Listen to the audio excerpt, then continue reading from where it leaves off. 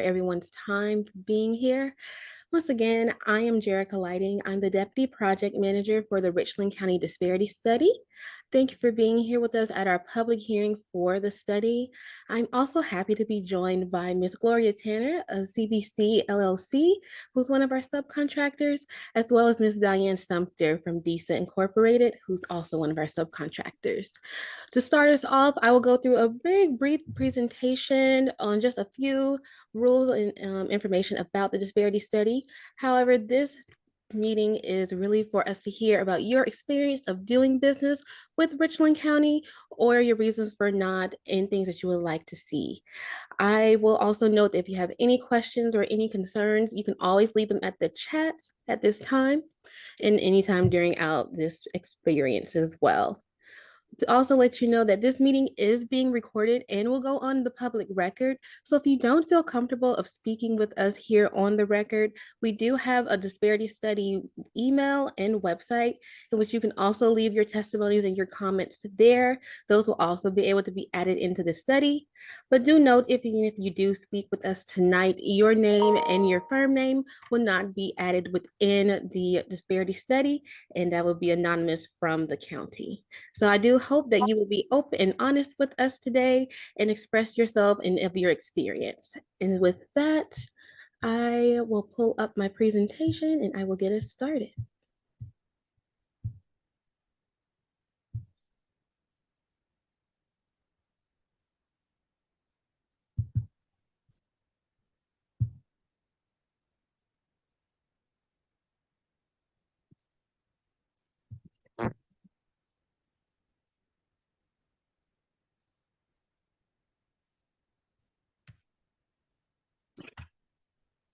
Let me slide that out. And so once again, thank you for being here for our public hearings for the Richland County Disparity Study Project.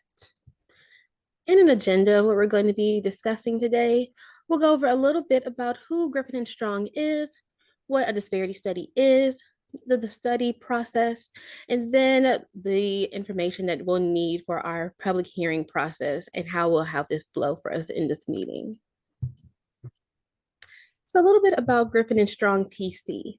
So we are a law and public policy firm specializing in procurement research, training, supplier diversity consulting, and contract compliance out of Atlanta, Georgia.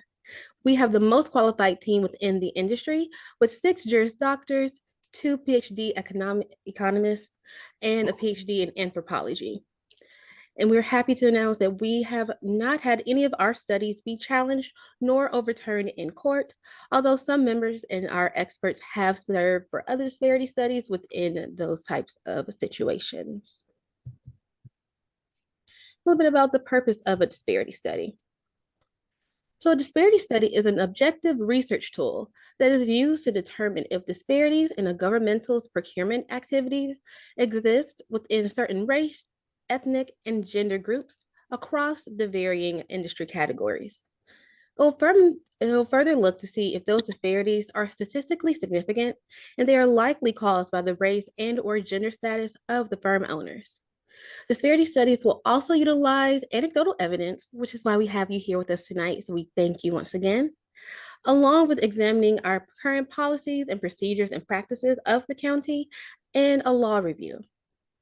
We hope that the findings of our disparity study will result in recommendations from our study team, and if they are accepted by the county, that they will be implemented as policy. I do want to note that just because a disparity study is being conducted does not mean that automatically disparities exist. We are here to see if they do and then best give remedies to the county. Our approach for using disparity studies comes from the factual basis of the City of Richmond versus J.A. Croson case, and then followed along by the Adirondack Constructors versus Pena case, which applies the same rulings and decisions within Richmond to all federal contracts as well. Within there must be strict scrutiny for any race-based program that a governmental entity is going to use, and intermediate scrutiny for any gender-based programs. There must be a factual basis for our evidence for any remedies given, and our methodology must be dictated by case law. We must also have a very narrowly tailored remedy to avoid over or under inclusion of our remedies for disparities if they are found.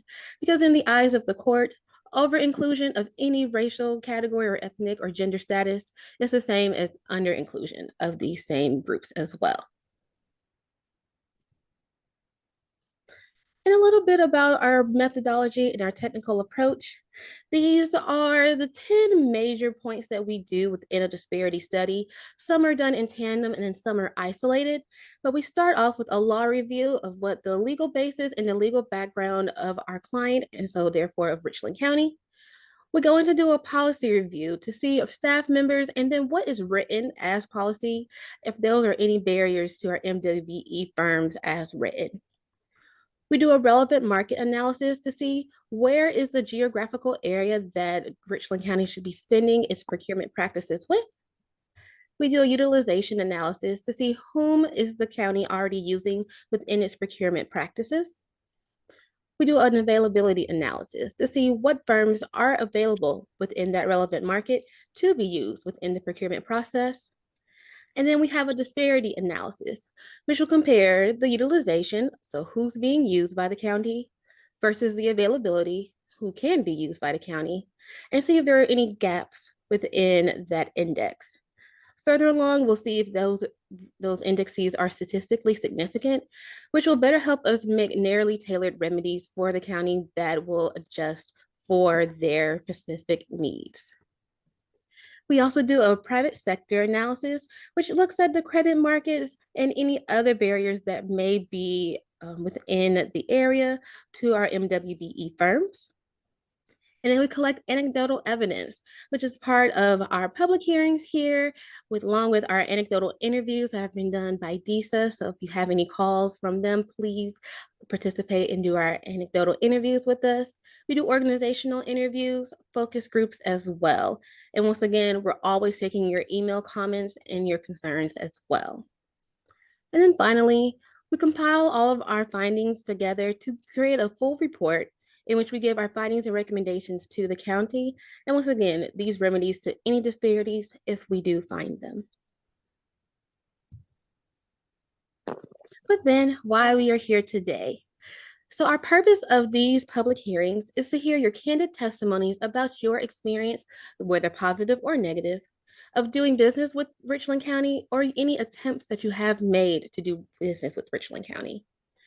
Once again, to note that any and everything said here will be on the public record, but within our reports and within our chapters, we will not publish your name, nor the name of your business name, or any affiliations with anyone who gives testimony tonight.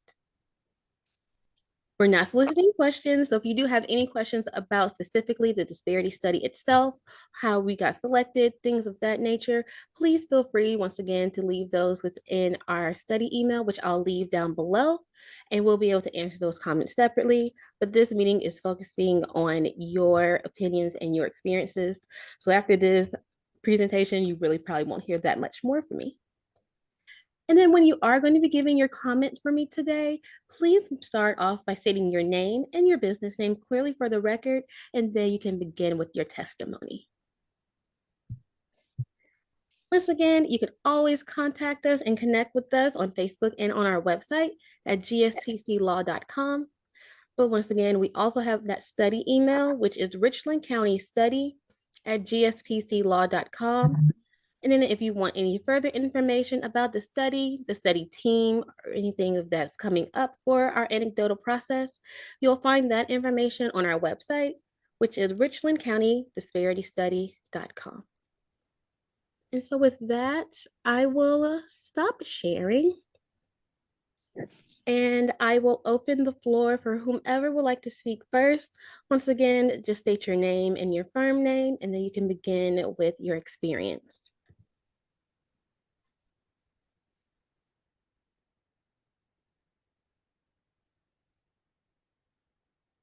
Everybody don't talk at the same time.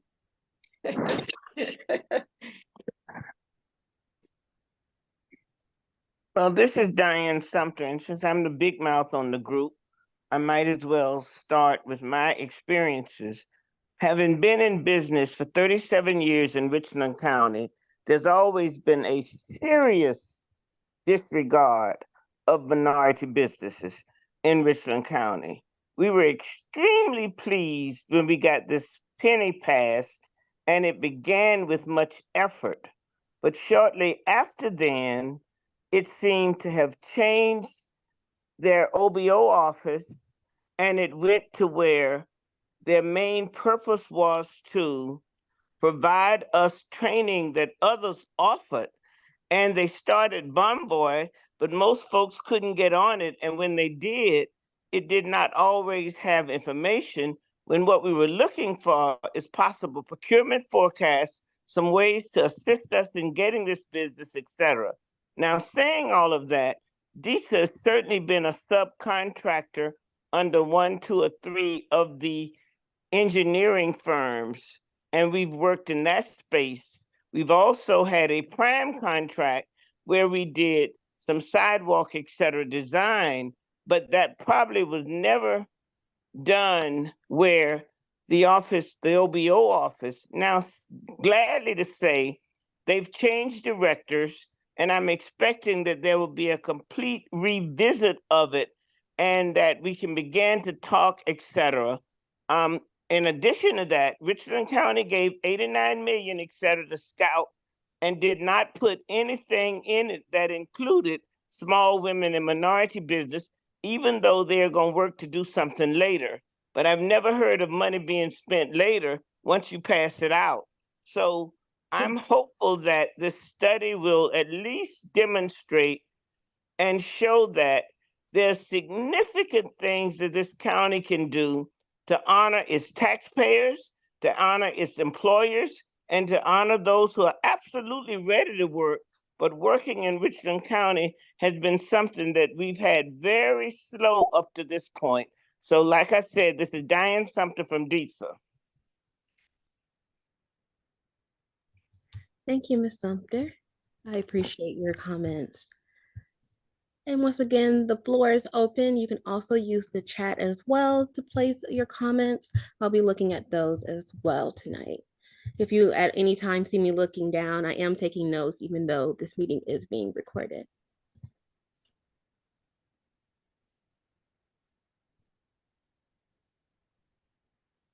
I like to extend something out to those who maybe just a little bit hesitant. To those of you who may not have actively received any work from Richland County, but are interested in receiving work and maybe never received but don't know where to identify their business opportunities. We'd like to hear from you. You know, if you're in business, that's the purpose of being in business, is to get work. But if you don't know where to look, those individuals have access to databases from other agencies.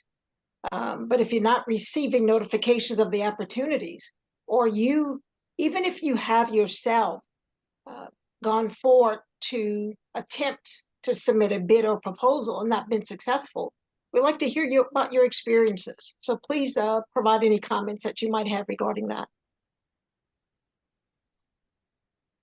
I'll speak. Good afternoon.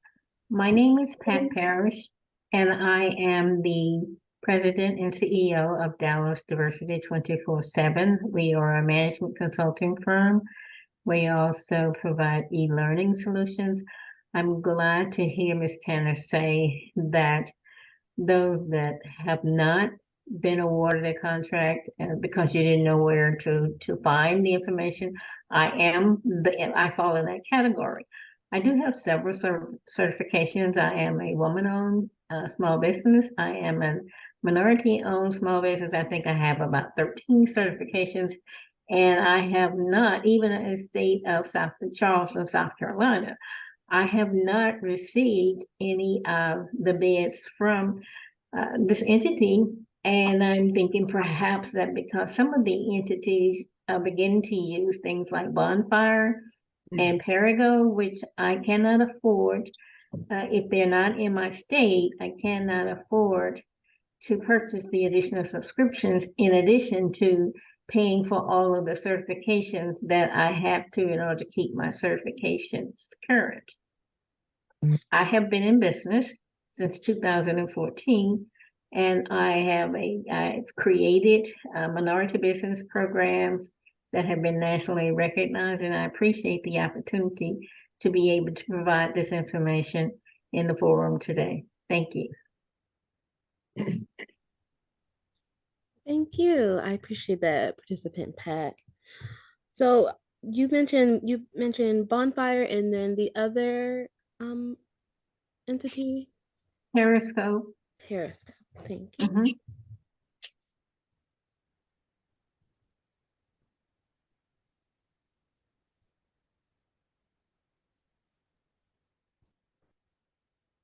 Ms. Parrish, have you ever received any type of notification from Richland County at all? No, I have not direct. I have worked as a subcontractor with someone that was near Scurry. If that's, I'm not sure. I'm from the South, so I'm not sure about where that is. But Harry County Airport, we did bid on that solicitation, but we were unsuccessful. But I was working with someone that was actually from South Carolina. So I do know that there are opportunities, but I have not received them directly. So I have used, we have a PTEC, or we have a system here that on a daily basis we get announcements from all federal and non-federal, and I have not seen any on that PTEC, a listing from Richmond. Thank you.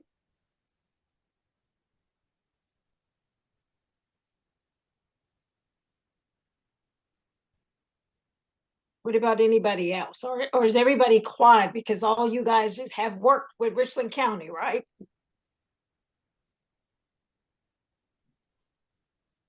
And even if you have had work with Richland County, you can tell of those positive experiences that you have had with them, what worked well for you, what you would like to see again in the future, how they handle things. That information is also very helpful to us as well. So once again, your positive experiences, your negative, or even once again, if you have an interest of desiring to do business, but you don't know where or how, we would like to hear that information too. Good evening. Good evening. My name is Chris Campbell, and I'm with the Campbell Company, and I am a small minority-owned business. I am certified SLBE with the Richland County government, and I have done some business with the county, but it is very difficult for small minority businesses to do business with the county. I think they have a number of hurdles that kind of precludes small businesses to be able to come in and do business, particularly in the area of smaller procurements. And I would say classifying smaller procurements, 25,000 and under. The county, I mean, you could have a $3,000 project, and the county wants you to submit three bids on a small procurement like that, and it becomes very repetitious for contractors being constantly asked to submit on small procurements, and you're having to bid 3 times for a project that's less than $5,000.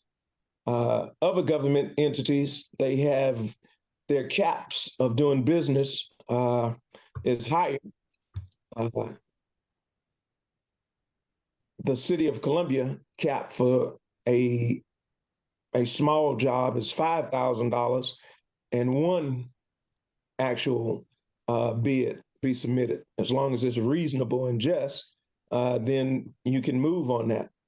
But with the county, they run the small businessman to death, and still, at the end of the day, they're not doing anything to give us work or allow us to earn the work.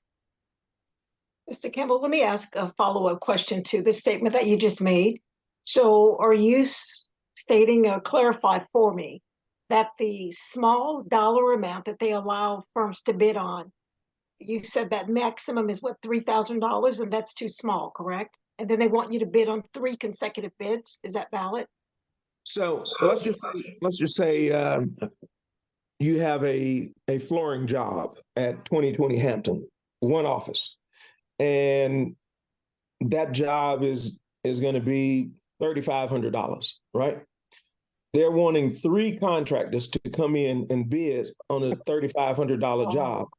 I They see. don't provide any specs on what type of flooring they need. They can't produce the specs of the original flooring that's down. So you have 3 contractors come out and submit on that $3,500 project. The project is unspec, so contractor A may be bidding if he's able to find the exact product, and I have been able to find the exact product on a number of occasions, and the exact product will be a little more pricey. The next contractor, he or she comes in and they bid on a cheaper product that's not the exact match product that's on the floor. And then they have to get a third contractor to come in. Well, contractor 2 wins the bid because the project is not spec, and the county keeps poor records on their projects. They can never find the actual product that they are requesting. They just leave it to the contractor and say, well, get as close as you can to what we have, and we'll go from there. Well, how can that be fair to the contractor? Thank you for that. That really helps to clarify, because what my understanding of what you just said is that the 3 proposers may be submitting costs for 3 different types of materials. So therefore, the cost will vary depending on the type of material that it is. There is no particular specification to identify a specific product type or scope. So you're just sort of left on your own to submit whatever cost that you come up with. And that's how they determine the low bidder is always a little bid. But the price comparison to that material is not equal. That is exactly correct. And I could be even more specific. There was a bid on the HR office waiting area floor. I was able to find the exact carpet manufacturer from a local company in Columbia that supplied the carpet when the building was spec'd out. I submitted that exact match, and I lost the bid because 2 other contractors came in with something that was similar, but it wasn't the exact same thing, the exact same type of carpet that was in the building. Maybe less quality. That's why the price. Now, we don't know this, but we making an assumption here that maybe their cost was less because the product that they were presenting was maybe a less quality. So therefore the cost was less, which make you lose out. Well, I would venture to say that the quality was less because that's how they're able to present their bid at a lower cost. That's very helpful. Thank you. Very helpful.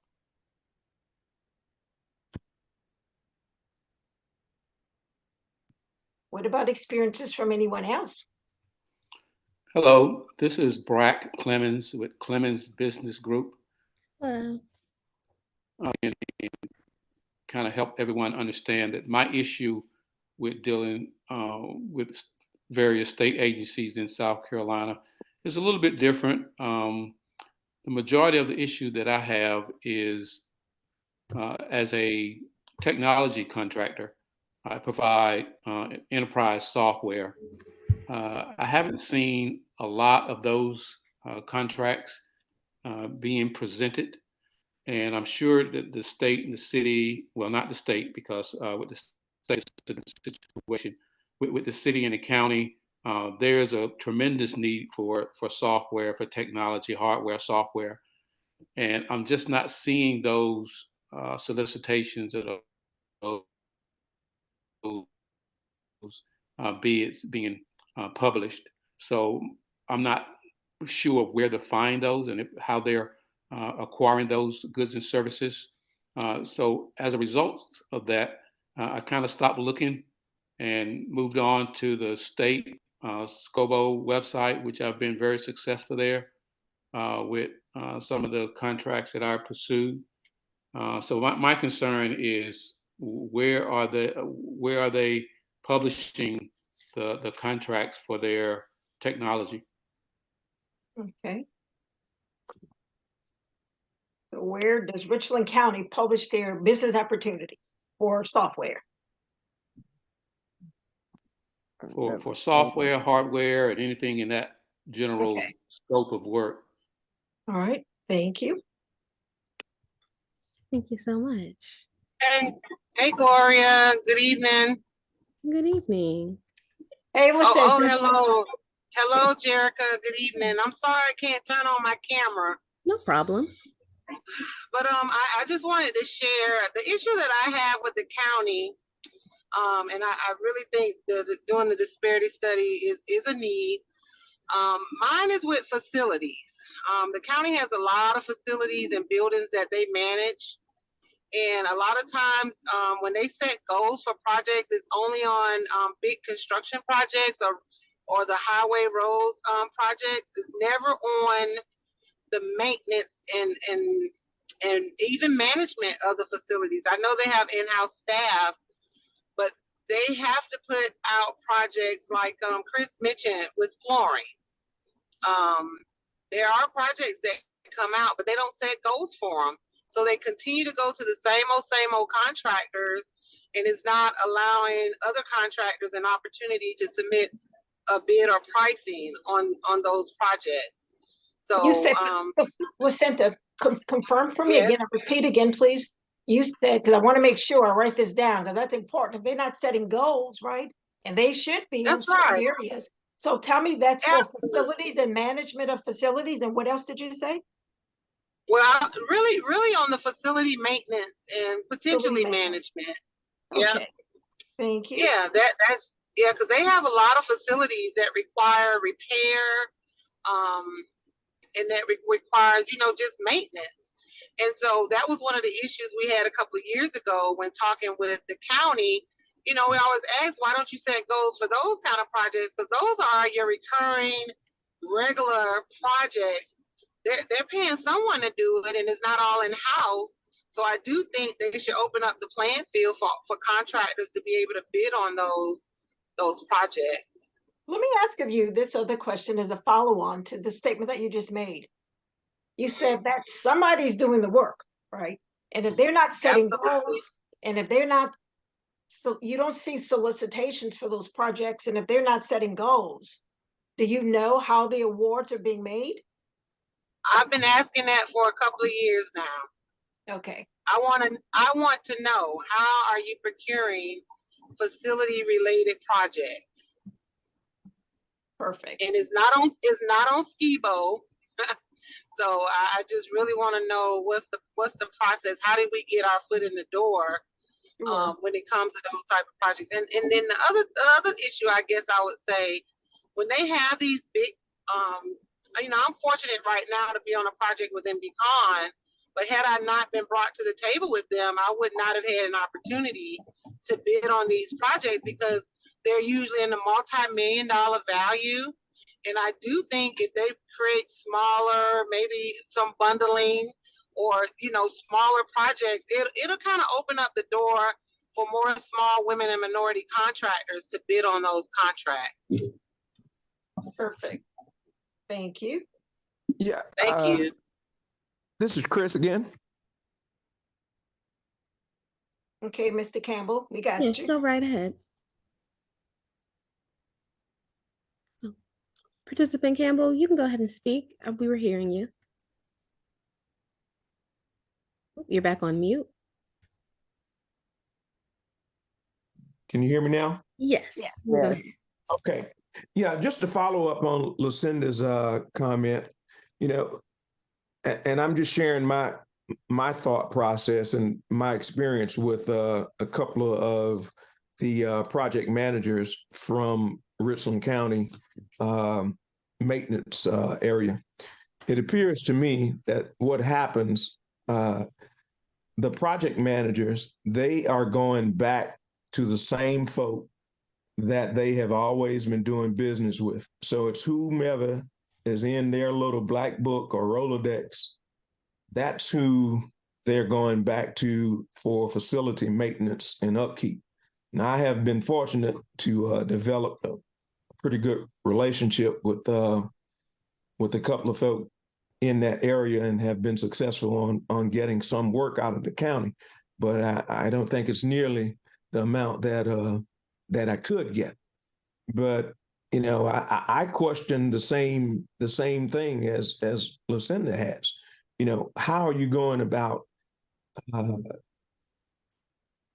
putting forth these facilities for maintenance? Because the scope of maintenance work that extends throughout Richland County, it far exceeds what the Richland County maintenance staff can perform on.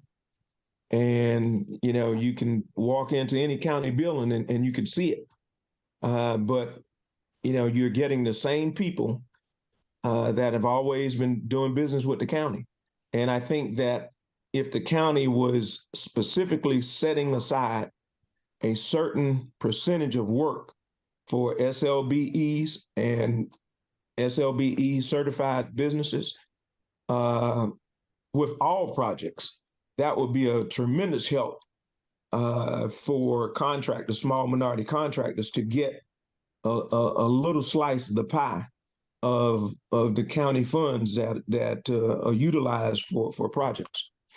Let me ask another question, since you mentioned the word set asides. Now, I happen to know that Richland County, they don't have set aside, but what they do have, in my opinion, is equally or even better than a set aside.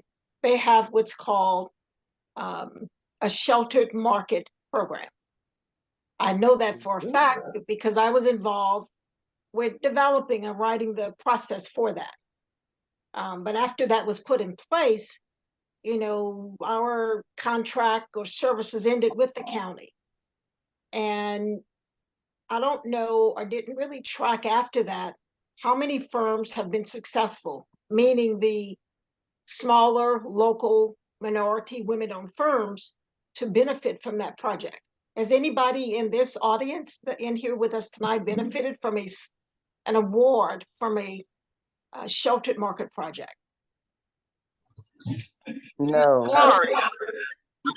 Gloria, this Lucinda, they already struggle to give work to SLBEs. So when it comes to the sheltered market, that came out when they first, like you said, started the Richland County penny tax. We've heard nothing else about that sheltered market program. Project, okay. Nothing. Okay. So I would be interested to go back to the county and ask for that data, because it's not on the streets. So I would love to know, what has become of that program, because I speak with This is Diane Sumter. That program ended after the first person who did the SLBE left and the next person came on board. So there has not been a shelter program since then that I'm aware of. Diane, can you repeat that again? Because we didn't hear the first part of the statement. You said, What did you say now? There was a director when the program Penny first began. That person, prior to them leaving, had several aggressive things moving. When they left, everything shut down. Okay.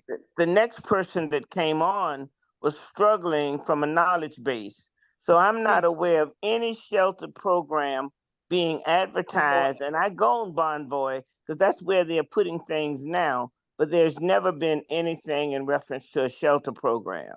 Okay. Well, I happen to know Richland County Council approved that. I don't know what happened after it was approved and we were no longer involved with the county developing those processes for them. But there was a few awards, but after we left there, I don't know what happened. You are correct. I haven't heard anything about that, and it's pretty sad that exists. And as a matter of fact, it was not even tied into the penny project at all. This was a standalone project for any opportunities that the county had, that probably for taxpayers' money is what my assumption of where it came from. But this was for any procurement that was not tied into the penny market, the penny project. And participant Pelham, you have your hand raised. I'll let you go ahead and speak. Thank you. Thank you. Are you able to hear me now? Yes. Good. My name is Pelham Myers Jr. I'm the owner of P&B Promotionals. We are a branded product and apparel company specializing in imprinted products and apparel. We've been in business for 28 years. We deal primarily with the government, the state government, for the past 15 to 20 years. I've tried for those years to make contact in doing business with the county.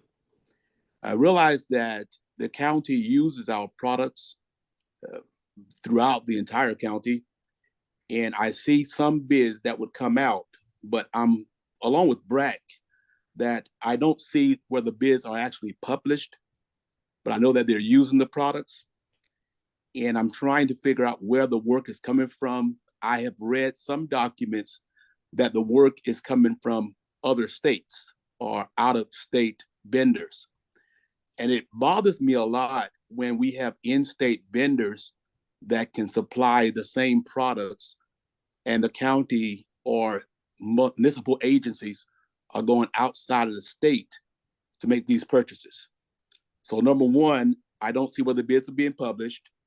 And then number two, when I find out through research, I found out that many of the jobs that we can do in state are going to those companies that are out of state. And to add to that, I've not even heard about the sheltered market program until tonight. Mm. So I think there's a lack of communication with the If I could county. add to that, again, this is Brack. no. So Go I think ahead. it's a lack of communication with the county to many of the minority suppliers that reside in Richland County. Participant Brack, you wanted to add on something? Yeah, I just wanted to add to that. I want to echo what Mr. Pelham is saying. 90% of the contracts that I bid on for the state, because I haven't found the work with the county, 90% is lost to an out-of-state agency. Right. And I understand price is definitely going to be key when it comes to procuring for public entities. But that volume of contracts that's going outside of the state is taking revenue from the state, and it would be good to figure out some kind of way to keep those jobs inside of South Carolina. The other thing that I wanted to mention is the majority of my contracts are found through the state agency. So I would want to ask, is there a reason why the county and the cities have their own procurement website versus consolidating everything in one place to make it easier for these solicitations and bids to be found? I agree. Mr. Brack, let me ask of you, that 90% percentage that you just referenced, is that 90% of the work awarded to firms from the state as a whole or from Richland County, to other firms outside of the state? I was speaking about where I find most of my business, which is with the state contracts. So 90%. Mr. Clemens, see, you're breaking up a little bit, and that's why we couldn't hear you. Say that one more time, please. I see Mr. Pelham has got his mic on, so I'll let him, and then I'll come after him. He went on mute for you. We just couldn't hear you when you were speaking. It was breaking up. Okay. Hopefully this is better. So what I was saying is the majority of the contracts that I compete for, very little competition in the state of South Carolina. 90% or more of the contracts that I lose that I actually bid on goes to an out-of-state agency. Okay. And I have data to show that. I keep records of what I bid on and who the bidder is. When I can acquire that information, I try to get the bid schedule from the purchasing officer so that I can have a record for the next year so that I can be a little more competitive. So number one, that's an issue. Out-of-state contractors, for some reason, seems to get a lot of the bids. Number two, I think that if the state, the county, and the city all were placing their solicitations on the same site, or at least link to the same site, these bids and contracts wouldn't be as easy, as difficult to find and to compete for. Thank you so much. I appreciate that. As we do have about 15 minutes left, there's anyone who has joined us. I feel we had some join us a little bit after our discussion started. Once again, we're looking for you to tell us your experience of doing business with Richland County, positive or negative, your attempts, or why you're even not attempting to do work with them. All this goes in to help us with our recommendations that we'll give back to the county to help eliminate some of these barriers that you're having. So please be open and candid with us. Jerika, this is Pelham again. Yes. Now, I did want to add that I get very good work participation with the OSBO office within Richland County. Okay. Now, the Richland County in and of itself, we don't do a lot of business with, but I am proud to say that we work very well with the Office of Small Business Opportunities. I did want to add that for the record. Excellent. Thank you. I appreciate that. And I like to second that. Thank you. I appreciate that. I do have one other thing. This is Placenta. Yes, ma'am. So when you think about all the work that the county does I know they do some water and sewer projects, they do some sidewalks and roadways, and a lot of times, I'm interested to know what percentage of small minority women-owned businesses get an opportunity to participate in that type of procurement. Because if we notice that we don't have a lot of us participating, maybe the county could embark on something like what Ms. Sumter did with the city and do an apprenticeship program or some type of program that would help them have more diverse participation. And also, when it comes to leadership training and management training within the county, who's coming in and providing those services? Because that's a procurement as well. So to be honest with you, I really don't know, like other than construction, I don't know who's being awarded these contracts. I mean, I'm sure it's somewhere out there. But I think that the county could have a little bit more transparency when it comes to all procurement, not just construction and roadway, highway stuff, but also all procurement. When you referenced, Lucinda, the type of training, you said leadership training, but what's the other program that you mentioned? I want to be sure I get that down correct. Well, just anything with leadership and management training that the county provides to their staff. I'm sure they get training, and maybe they go outside of it to an organization or association. I'm not really sure, but I do think that they should be open for all procurement. Any procurement that the county does, good services, professional services, be mindful of a lot of our local and small women minority contractors. This is Diane Sumter again. Can you hear me?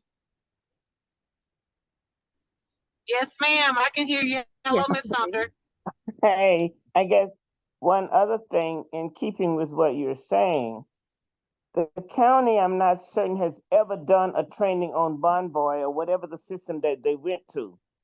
And it might need to start. We could recommend that they at minimum need to look at what tools they're using and come up with training for the county tools versus always putting out for training everybody else's material. That might give us more insight as to what they're doing, because you're absolutely right. The penny tax has a different kind of something, but those things other than that, even on Bonvoy, and I check it all the time, I never see them.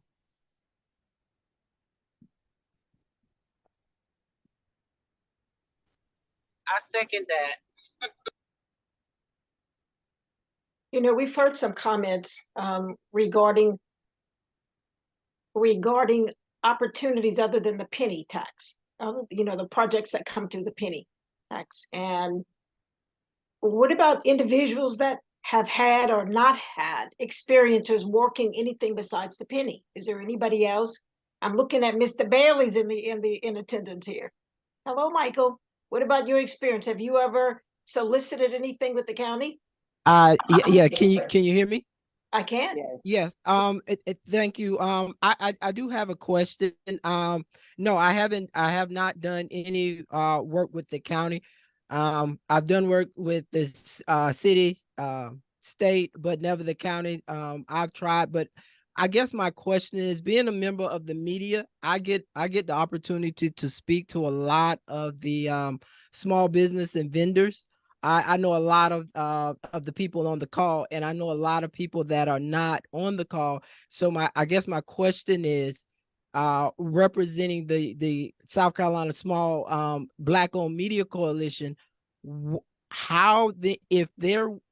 if the county believed that there was a disparity, my question is, were there some preliminary findings that there could be a disparity, and if there is a disparity, typically the disparity is because of outreach. So if there's a disparity in outreach to minority business, then how then, if we got an out of state vendor, how then did you overcome from the disparity of outreach in order to reach small minority vendors to get them to participate?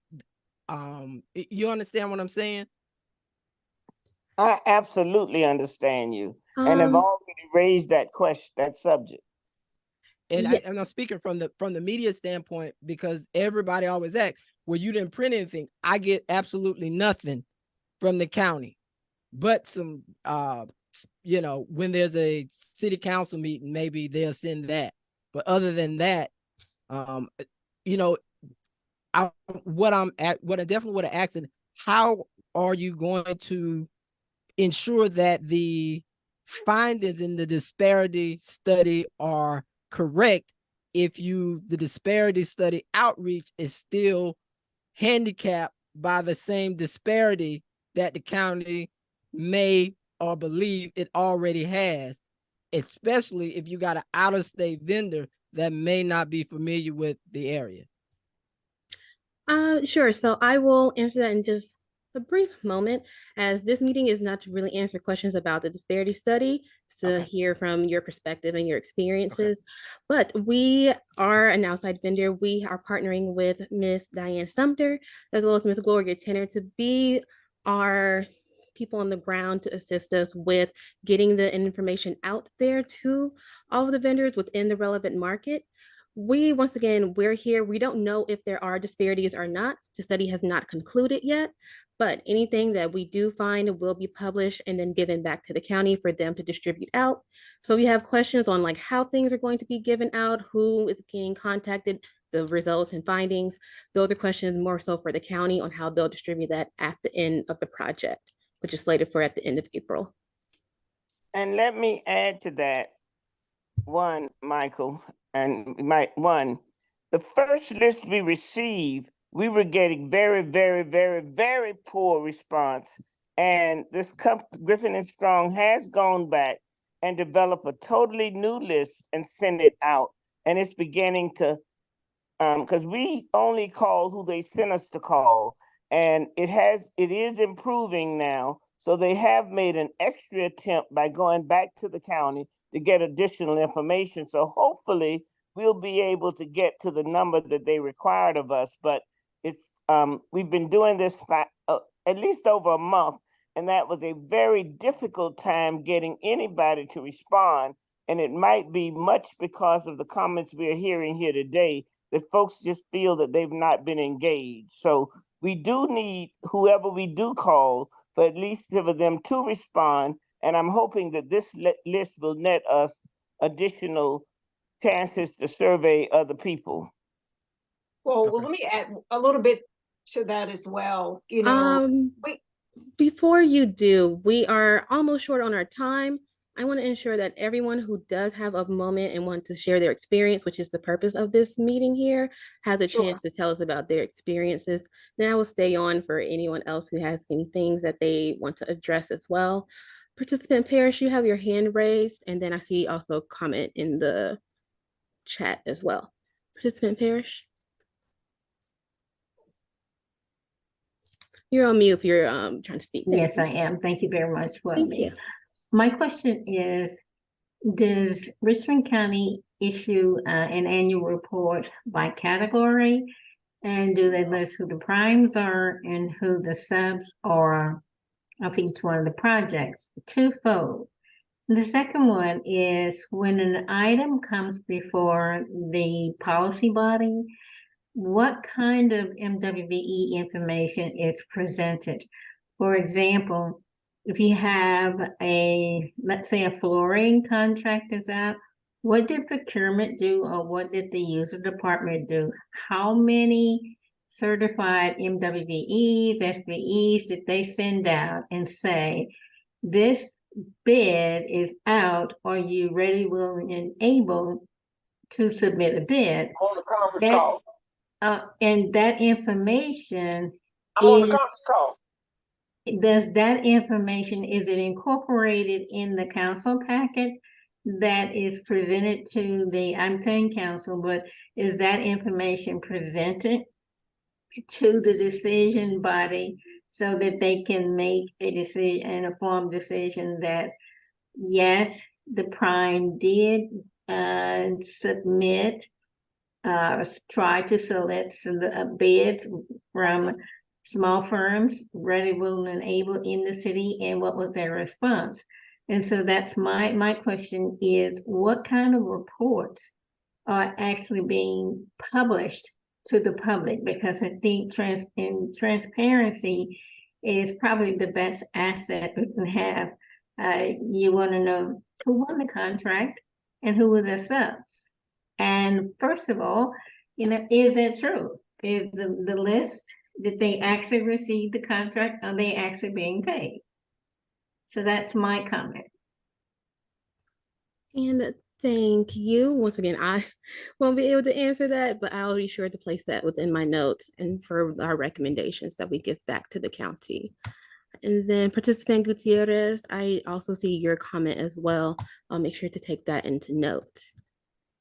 And once again, have about 2 more minutes here with us tonight. Once again, anyone who wants to give us their experience or their testimonies, their triumphs, or anything that they feel is a barrier, please feel free within these last moments.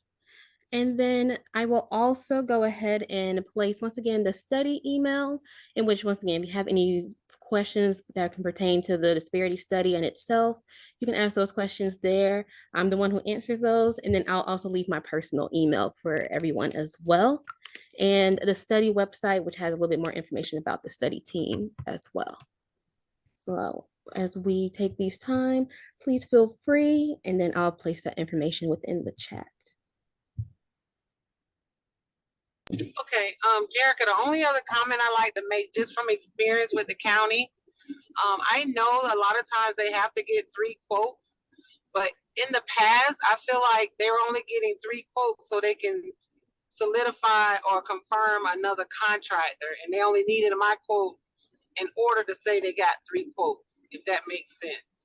And so for me, that's a waste of time for me and money, because it takes time to put quotes together or bids together, when really the county, and I guess I'm accusing them of this. Maybe I need to reframe it, but just from experience, when you really already know who you're gonna bring, which contractor is gonna be the winner. So So what I'm saying is, I just want to make sure whenever we're doing business with the county, I don't want to be given a quote just to give a quote to check off the box. And I don't know how to, I don't Oh, know how to you change stated it that. perfectly. No, Okay, you okay. stated it I'm trying to perfectly. think. Okay, I'm trying to make Yes. sure I cannot clean it up, but that's pretty Oh much no. what I'm saying. Yeah, Yes, I there's do. You times that can open. okay. Yeah, I've been on projects, we've given a quote, and then we hear nothing back. Like we don't get a response. Like who won it? And you never know, am I the lowest bidder or, especially if it's not publicized. So that's another thing that maybe, just from experience we need to talk about as well. And that's it. That's all I have for tonight. Thank y'all. Thank you. And we And are right this is at Chris 7. again. Yes. Yeah, I concur 100% with Lucinda. I have experienced that firsthand with a number of submittals for quotes. Those are my sentiments exactly. They know who they're going to go with. I'm one of three, and their number one person who they call on all the time. They know Johnny is going to win the contract. And it needs to be more transparency in that area.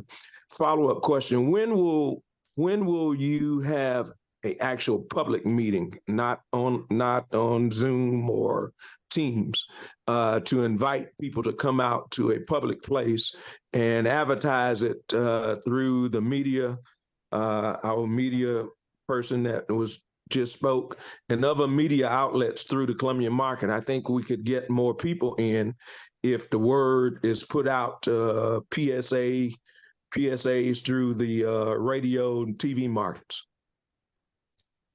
Okay.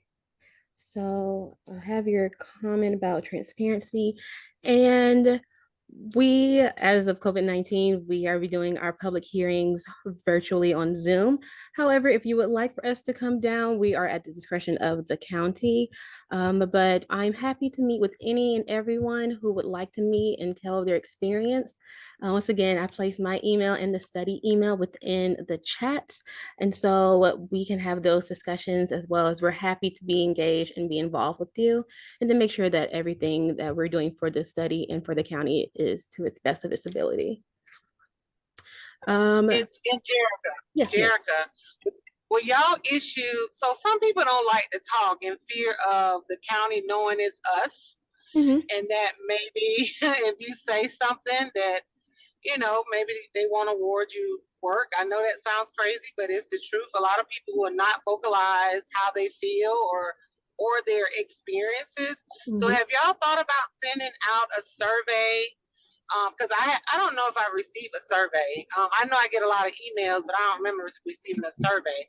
But have you thought about sending out a survey asking for a response from the contractors who have and have not done business with the county? So yes, we do have our survey of business owners that did just start going out. So that should be going out. And then also everyone who's registered with me today, you'll get a personal link to that survey from me. But if anyone doesn't feel comfortable, once again, within these public hearings or any of our focus groups of speaking, our email, which once again mine, and then the study email, which I check, those are open for your comments as well, once again, to keep you anonymous. So you can feel free at any time to reach out there or on phone if you need to, and we will take your comments there. Those email comments also do get placed within the study anonymously.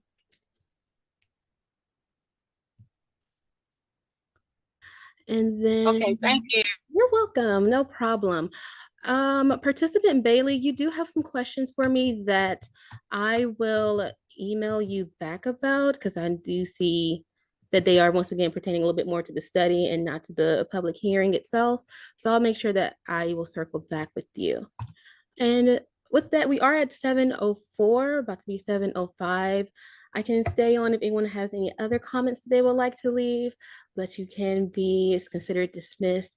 Thank you so much for being here with me tonight. Once again, all of these information that you've given us and your testimonies and your experiences will once again help GSPC with our recommendations that we give to the county to ensure that we're eliminating these barriers for you all within the relevant market. So thank you.